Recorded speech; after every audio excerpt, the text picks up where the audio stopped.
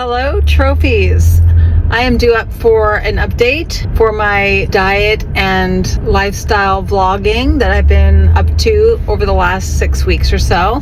I'm Trophy Stephie. I have been reporting on my endeavor on the sugar diet and how I changed my diet based on the sugar diet trend and how it was going for me and where I'm at in my journey right now. So it's been 6 weeks or so, and I learned so much from the sugar diet, and I need to wrap it all up because I'm not going to keep making these vlogs.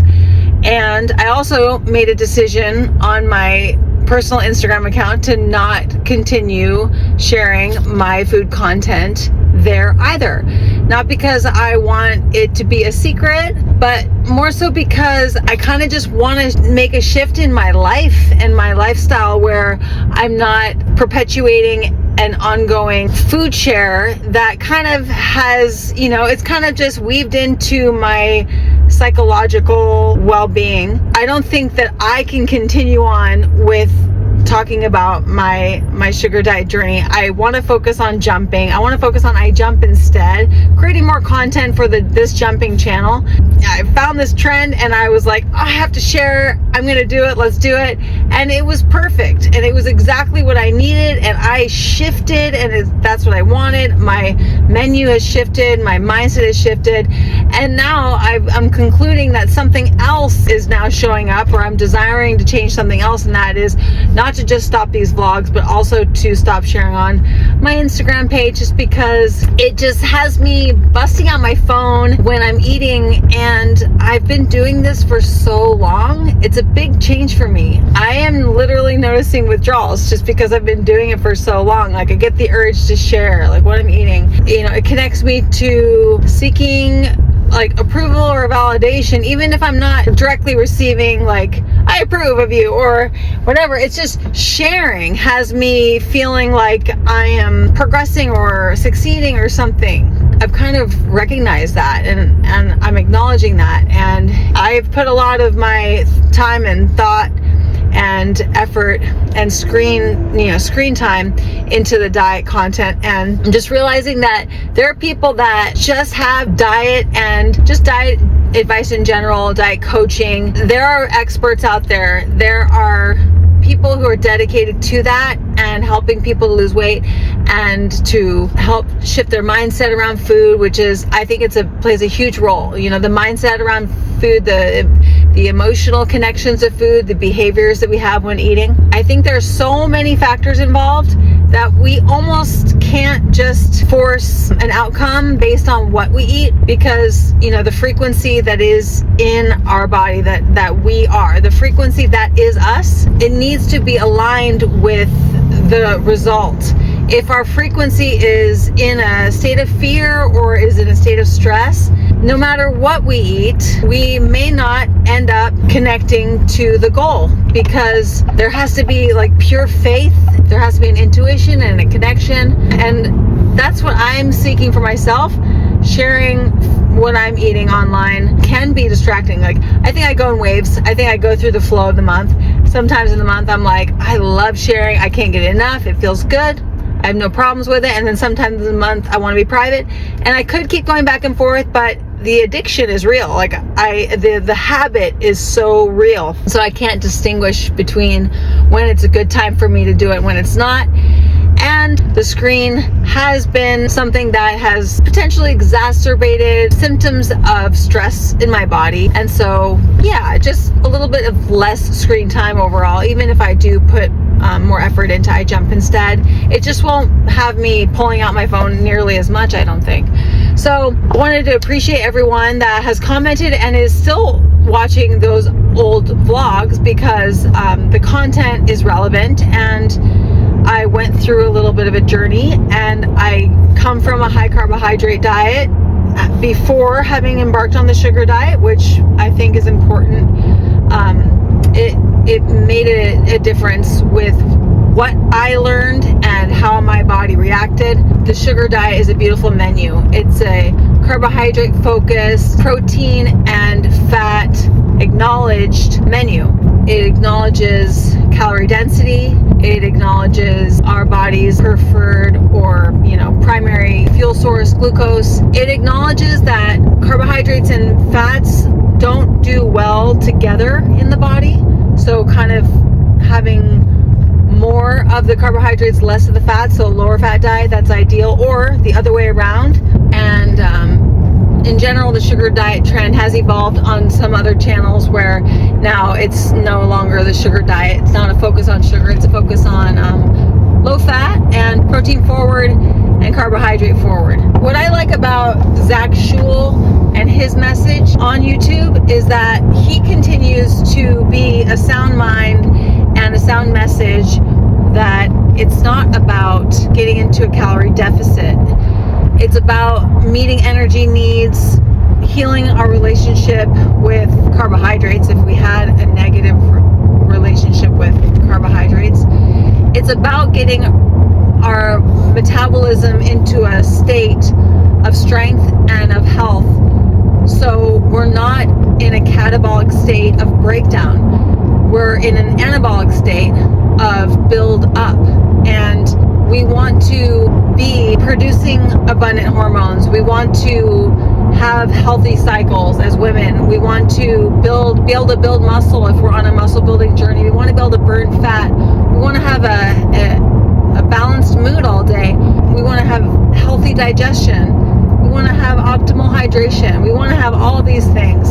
Ideally, we're not chasing after what would have us in kind of a hungry body. A hungry body doesn't ever look good. If someone were to be hungry and kind of hunger themselves into a lower weight, it's not even a good looking body. There's signs, there's very clear signs. It's not easy for everyone to detect the difference between a hungry body and a lean, strong, fit, muscular body. But a hungry body is the result from getting into a calorie deficit and having a calorie deficit mindset. That may be people's journey moving forward if they need to continue exploring that, or maybe they come from such calorie abundance that they need to back off and they know it. They just force feed and they need to back off, and they could call it a calorie deficit, but maybe it's more so just getting into a range of calories that the body loves and the body tolerates and is happy with, and it helps the body to shed. So that is really the bottom line when it comes to eating. That's our goal, is to meet a calorie need in our body that's not way overshooting, and it's definitely not undershooting. But there, I think, is a gray area where if we find what is our maintenance, and see, counting calories isn't ideal either. And you know what? We all fall into a category of some sort. It's either we're someone who can count calories, or we cannot count calories, or we're someone who likes meal plan structure, or we have to eat intuitively. And knowing these things about ourselves can really help us to align. What are we comfortable with? What are we proud of? Are we proud to be an intuitive eater? Embrace that and use that as your strength to move forward and to help with your success. If you know you're someone who likes structure and likes a meal plan, embody that, embrace it, and let that be your strategy for moving forward in life. I tend to want to think about, what does someone else think of me if I do it this way, or what do they think of me doing it that way, when at the end of the day, all of us should be deciding, how do we do it so we approve of ourselves. This helps us with the faith. This helps us align with what we can do to really produce the momentum. I will go into what it felt like for me to lose weight and to gain momentum on a weight loss journey, because maybe that's what is more important. What I'm eating exactly, and how much I'm eating, and how it changes throughout the month. It's not necessarily productive. What is productive, though, is understanding what it's like to be someone losing weight, what it's like to notice that we feel like there is a ball rolling and we can just tell we're losing weight. We know it. If we want to lose weight and be on a weight loss journey, we have to know it. We have to know we're losing weight. And it feels good, and it's empowering, and it's motivating in and of itself because we know it. So if we ever jump on a journey and there is so much worry or stress or disbelief towards our approach, we have to go back to those questions about, are we eating the foods that we believe in, or are we just eating foods that someone else is telling us to eat? I think that it always comes back for me to the foods that I grew up eating. It always comes back to the foods that have the word safe connected to them in a way, like how I've been eating over the last decade and how I ate before that. That plays a role with what I believe now. And so even if someone were to come into my life and tell me this is something you might consider, I'm going to challenge you with this, I might consider it, and it really has to become a true deep belief on my part in order for me to implement it and have it be one of my new strategies. But if I don't turn over into that deep rooted belief towards that, I will go back. It's a guarantee. I will go back to the way I felt most safe. This is why, if we can determine what makes us feel safe, what makes us feel good, what makes us feel like we are in full belief, and what makes us feel good. So, and everybody has a different approach. Some people eat one meal a day, not really. Some people eat 2 or 3 meals a day. Some people eat 5 or 6 meals a day. Another thing that we can determine is our personality. What is it? Do we eat less or more? So I love 6 meals a day. And what I'm saying to you right now is subject to being something that shifts. But I look into my past, and my personality is that I like to eat more frequently. And my tummy tolerates portions that are just right for my stomach so well that I can shift weight off if I find that portion that suits me, and I can eat the portion or the portion range as many times as I need in the day to hit my energy needs, to not blow past my energy needs, and to not, undershoot my energy needs. That was what I felt when I was losing weight. And I've lost weight several times, and I've kept this 50 pounds off since 2020. And, a little bit of this and that, but that's normal. I felt like when I ate a portion that was exactly what my digestion needed, not what this person's calorie count was, or that person's volume or sugar quantity or whatever. When I hit the portions that my digestion said yes to, it was not me being in overdigestion, and it was not me being left hungry. I would hit these portions consistently. Now, it's not perfectly black and white. I wish it was. I wish we could print the protocol out of our butt, and that's what we have to follow. It's not linear, it's not exact, but we can determine that our digestions are sensitive. Maybe we're in a time in our life where bigger portions are necessary, smaller portions are necessary. Our digestion, our stomachs literally have to be the ones to make the final call. We can't override. So if we're constantly eating too much for our stomachs, this is going to cause indigestion and dehydration and mental war, because this is a brain right here in the gut. Nailing a portion range, general portion range, if we can determine, let's say it was 500, if we can determine that general range, we're going to need to prepare meals in the 400 to 600 calorie range, and we're going to need to be okay with only eating 400 or eating up to 600 or needing potentially more or less. But there you go. It's a general amount, the 500 mark, And then what I learned as I dropped 50 pounds was that number kind of did shift a little bit. Meaning, if it was the 500 range, I would then kind of have a goal to be 500. And then I would notice that there were certain times of the day where maybe 300 was better. And then there were certain times of the day where 600 is better. And now we're just getting a feel for it.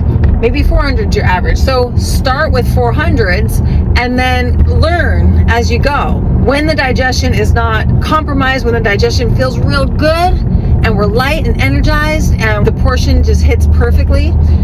When we lost 15 pounds in 15 weeks, that was it. That was the hugest shift. If we're expecting to lose more or less, or more, then it's heavy. And so you want to just be in a momentum with your digestion, with hunger and satiation signals being clearer and clearer, loving the food meals we eat, loving them, eating what sparks the most joy, the most. If it goes back to our past, like I used to always say, like I loved Taco Bell when I was a kid, so burritos really hit home for me. And if I would have my 500 or 400 or 600 calorie portion burrito, if I'm a counter, you know, I would chew it and eat it slowly and know that this is a beautiful portion for my stomach. It doesn't mean it's exactly what my stomach needs in that moment, because it could be less or it could be more, but it's just a general range. I love that burrito so much. I can eat that burrito every single day. Look at this setup for sustainability, for staying consistent.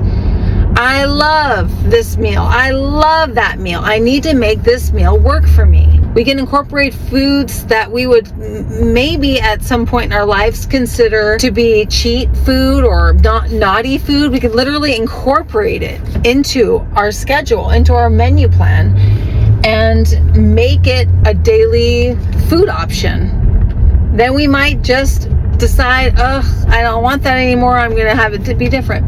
Then there are days where we go out to eat, or meals where we go out to eat. We need to be more flexible. Are you the meal plan kind of girl or guy? Or are you the kind of go with the flow and let it be flexible? If we bring a frequency in our body that is faithful, calm, and motivated, disciplined, whatever you want to call it, ready for it, ready for weight loss, worthy of it, so worthy of it. And we know that the choices we're making are aligning us with that frequency can give us a lot of flexibility as well.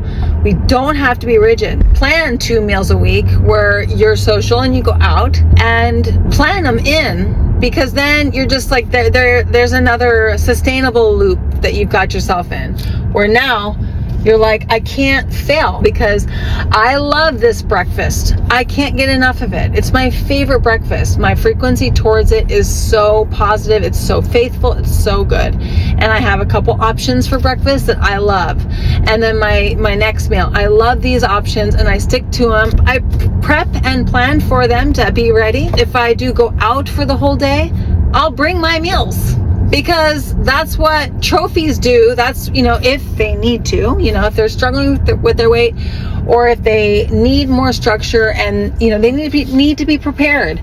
We live in a world where the convenience of, the break room and what's in the break room, or the fast food locations on the way home or to work, or the coffee and the donut and the pastry, or the free food that's offered at work, or the family and what they're having, all day. There's just a lot of influence. And with being influenced, we may need a little bit of structure, and we can be okay with that and totally be proud of it.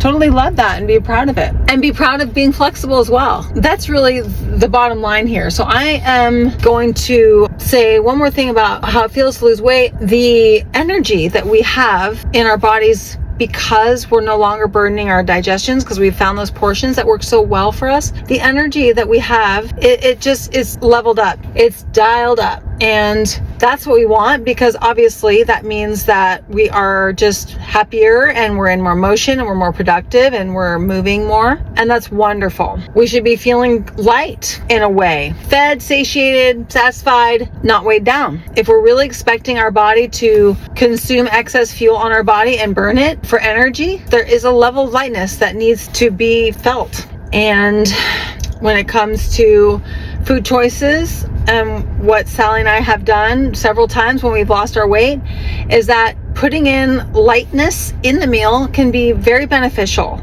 like a little bit of lettuce, or a little bit of steamed veggie, or some fruit. And then as far as the sugar goes and the sugar diet, I would say that if you decide that you're on a high carbohydrate diet and this is what you want to be on, and if you're going to incorporate sugar, I would say to have the sugar in a modest amount in order to help your body get the weight off. So like a tablespoon, maybe 2. That was what Sally and I did. We would have about a tablespoon every time we'd have a meal with something sweet. It could have been more or less. We didn't do it necessarily perfectly, but just a general quantity for you. If we're going to have a tablespoon of sugar and we're going to have a pinch of salt, or if we're going to have a topping that is salty, try to just, notice that someone losing weight is going to be a little bit more careful or modest when it comes to dousing food and making us unable to, or not desiring to, connect with our satiation. If it's just completely smashed with salt and sugar, we're too stimulated to slow down and to feel our satiation. That's going to make us feel the most energized after we eat. The goal, though, is to hit that sweet spot and to determine our satiation signals. For me, the food flavor shifts or the food texture shifts. There's just a shift. I want every single one of you to succeed on your weight loss journey and to get it dialed in now. And I'll be on my jumping page, on my Instagram jumping page. I'll be here on YouTube and I'll answer questions anytime. But I'm going to take a step back from sharing my every bite and my every meal, because I just noticed that there's so much fluctuation with it, but then again, there's consistency with it. And I would love to be able to connect even more deeply with my food experience for my best health. I came onto this diet vlogging because I am reaching a goal. I am wanting improvements in my health, and I love my body and I love the way I look, and maintaining my weight and continuing to refine my physique is obviously my goal. So that's what I want to do. I think that when we really go inward and we determine our personality around food and our needs around food and our beliefs around food and our behavior, our food behavior, when we start to chew better, that's a huge one. Chewing better, I always say that because it's my journey to chew better. Trying to kind of pee a little bit on the more frequent sides as opposed to the non-frequent side. Staying hydrated, and salt and sugar to taste. Embracing that you are on a sugar diet. If you're following a high carbohydrate diet, you are on the sugar diet. You get to have some sugar and salt. And the fitter you get, the higher your sugar tolerance will be, and you'll notice you do need more sugar. So you earn your sugar intake. But if you're looking to shift weight, I've given you all my advice and my feedback as far as dialing into what your digestion is telling you as far as your portion needs. Figuring out what works best for you throughout the day. How many meals around what portions or calories can be one way to do it, or just eyeballing portions throughout the day and making them all your favorite meals. Spark joy, joy, joy, joy, joy all the way through, and let it evolve throughout the month and throughout the year. Let it evolve, let it shift. Notice that when you have cravings for something, it's time for a shift, and you can just shift it in, and your beliefs will change and you can shift it around. And as long as you are really respecting your digestion as much as you can, with eating when you're hungry and not going way past or even much past your hunger signal, and then